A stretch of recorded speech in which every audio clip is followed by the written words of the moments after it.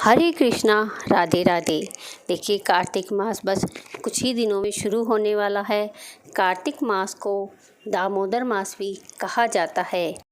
आज की इस वीडियो में मैं कार्तिक मास में से जुड़ी आपको संपूर्ण जानकारी दूंगी। कार्तिक मास कब शुरू हो रहा है, कब समाप्त होगा, इसमें कौन कौन से नियम लिए जाते हैं, क्या दान करना चाहिए, तुलसी पूजा, कार्तिक मास के सभी नियमों के बारे में हम बात करेंगे। इसलिए वीडियो को पूरा देखें और ब्रह्म मुहूर्त में हम स्नान कितने बजे से कितने बजे तक कर लेना चाहिए, ब्रह्म मुहूर्त कब होता है, कितने बजे से कितने बजे तक रहता है, यही सारी बात हम आज के वीडियो में करेंगे। इसलिए वीडियो को पूरा देखें, वीडियो को स्किप बिल्कुल भी ना करें। और अगर आप मेरे चैनल पर नए हैं तो प्लीज़ आपसे रिक्वेस्ट है, चैनल को सब्सक्राइब करना बिल्कुल भी ना भूलें। अगर वीडियो पसंद आए तो प्लीज़ लाइक करें और कमेंट भी कर सकते हैं। आपके कार्तिक मास से जुड़ा कोई भी सवाल हो तो आप मुझसे पूछ सकते हैं, ताकि आने वाली वीडियोस में मैं आपके सवालों का जवाब दे सकूं, या आपको कोई जानकारी चाहिए तो आने वाली वीडियो में मैं आपको वो जानकारी दे सकूँ। तो इसलिए वीडियो को प्लीज़ पूरा ज़रूर देखिए। कहा जाता है कि तीर्थों में गंगा, शास्त्रों में वेद और मासों में कार्तिक मास, तिथियों में एकादशी तिथि और वृक्षों में तुलसी वृक्ष भगवान विष्णु के अति प्रिय हैं।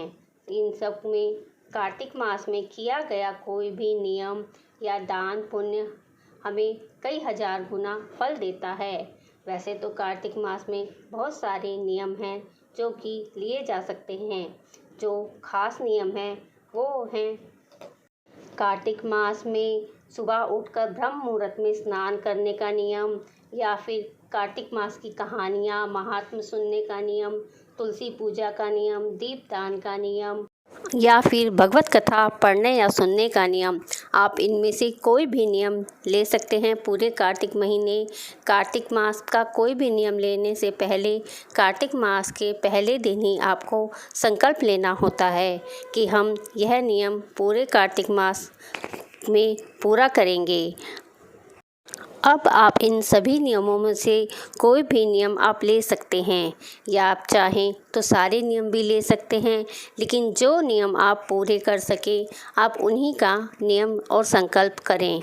अगर आप नियम नहीं ले सकते हैं, संकल्प नहीं ले सकते, आपको ये लगता है कि आप थोड़े बहुत दिन तो कर पाएंगे लेकिन बीच में आपका नियम टूट सकता है, तो आप बिना संकल्प किए ही आप कार्तिक स्नान कर सकते हैं, दीपदान कर सकते हैं, तुलसी पूजा कर सकते हैं, या फिर और भी दान जो किए जाते हैं कार्तिक मास में आप वो दान कर सकते हैं। उसका फल भी, अनजाने में किए गए पुण्य का फल भी हमें मिलता है।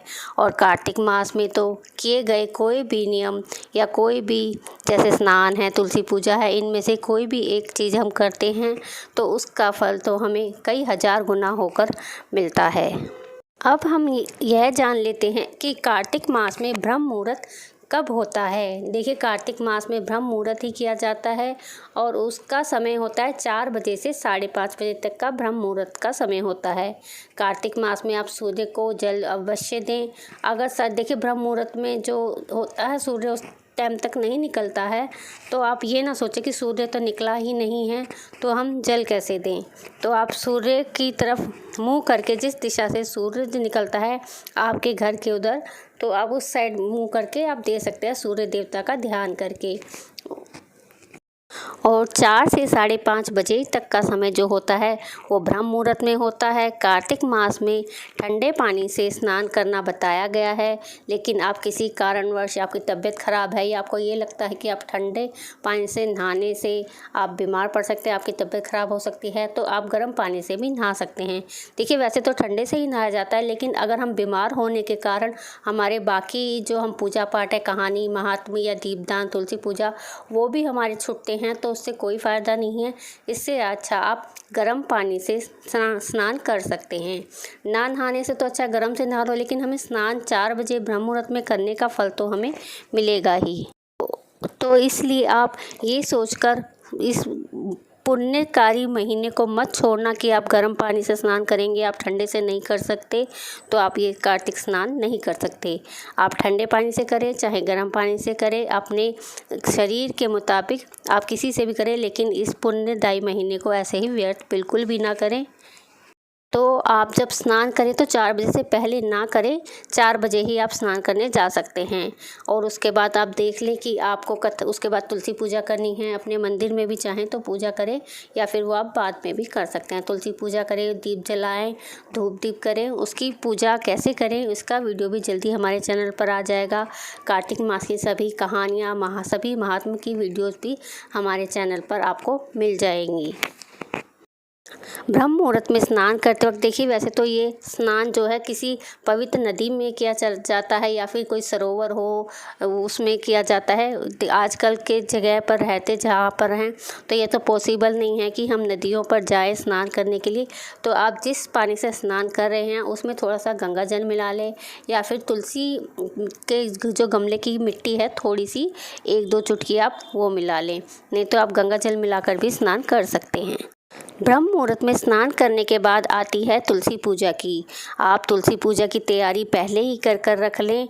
आप बस जिस जगह पर आपने तुलसी पौधा लगाया है वहाँ पर नहाने से पहले ही थोड़ी सी साफ़ सफाई कर लें, यानी कि बस एक पोछा हल्का सा गीला करके बस उतनी ही जगह पर आप लगा लें।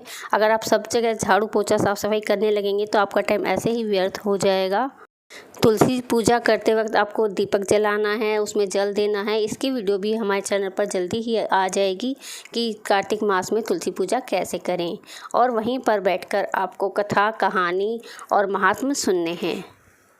देखिए, अगर आपको ब्रह्म मुहूर्त में कई बार सुबह देखिए हमें जल्दी उठने की आदत नहीं होती है, तो आप 2-4 दिन पहले से ही जल्दी उठना प्रारंभ कर देंगे तो आपको धीरे धीरे 3-4 दिन दिक्कत होगी, उसके बाद आपको हैबिट हो जाएगी। और कई बार ऐसा भी हो जाता है कि आँख नहीं खुल पाती है, हमें नींद आ जाती है तो 4:30 बज जाते हैं या 5 बज जाते हैं। तो आप उसमें अगर सिर्फ स्नान कर लेंगे, तुलसी पर दीपक जला देंगे। देखिए, सूर्य उदय होने के बाद तुलसी पर दीपक नहीं जलाया जाता जब तक सूरज नहीं निकलता है, यानी कि दिन नहीं निकलता है। अंधेरे में ही हमें, यानी कि तारों की छाँव में ही दीपक दान करना होता है सुबह के समय। तो अगर आपकी लेट आँख खुलती है तो नहाने में ही देखिए 5-10 मिनट कुछ तो लगते ही हैं। तो आपको लगता है आपकी पूरी पूजा नहीं हो पाएगी, तो कोई बात नहीं। आप कहानी सुन नहीं पाते हैं तो आप गणेश जी की सिर्फ एक कहानी सुन लीजिए और तुलसी आरती कर लीजिए। बाकी कहानी आप दिन में भी सुन सकते हैं या फिर आप शाम को भी, जब आप तुलसी पर दीपदान करेंगे, तुलसी आरती करेंगे, तो शाम को भी आप कहानियाँ सुन सकते हैं। छोड़ने से अच्छा है हम कर लें वो कहानियाँ सुनना जो सुबह नहीं कर पाए, तो इस पछतावे में आप अगले दिन भी ना करें। तो ऐसा ना करें, आप शाम के समय सुन लें, दिन में कोई काम करते करते सुन लें। एटलीस्ट आपने छोड़ने से तो अच्छा है आपने सुना तो है, उस टाइम पर नहीं सुन पाए। देखो, घर गृहस्थी में रहते हुए यह सब पूजा पाठ के सारे काम करना थोड़ा मुश्किल हो जाता है। तो इसलिए मैं तो यही कहूँगी, छोड़ने से तो अच्छा है तो आप इस तरह से भी आप उन्हें पूरा कर लें। उसका हमें ज़्यादा नहीं, कुछ तो पुण्य मिलेगा ही। सारे पापों का नाश करने वाला यह कार्तिक मास हम ऐसे ही व्यर्थ क्यों जाने दें। अगर आप 4 बजे सुबह जल्दी नहीं उठ पाते हैं तो आप किस तरह से उठें, इसकी वीडियो भी मैं आप कहेंगे तो बना दूंगी। आपको उसके लिए पूरा रूटीन अपना दिन का, नाइट का बनाना पड़ेगा पूरा 1 महीने तक। फिर देखिए, अगर आप नहीं भी अलार्म नहीं भी लगाएंगे तो आपको खुद ही हैबिट हो जाएगी। बेशक आपको नींद आती रहे, लेकिन आपकी आँख एक बार 4 बजे के टाइम पर या 3:30 जितने बजे भी आप उठना चाहेंगे उस टाइम पर ज़रूर खुलेगी। यह मैं अपना पर्सनल एक्सपीरियंस आपको बता रही हूँ। मैं बचपन से ही, मुझे पता नहीं आदत है, कभी मम्मी ने नहीं उठाया, कभी मैं अलार्म नहीं लगाती, तो मैं उठूँ या ना उठूँ 4 बजे के आसपास मेरी आँख ज़रूर खुलती है।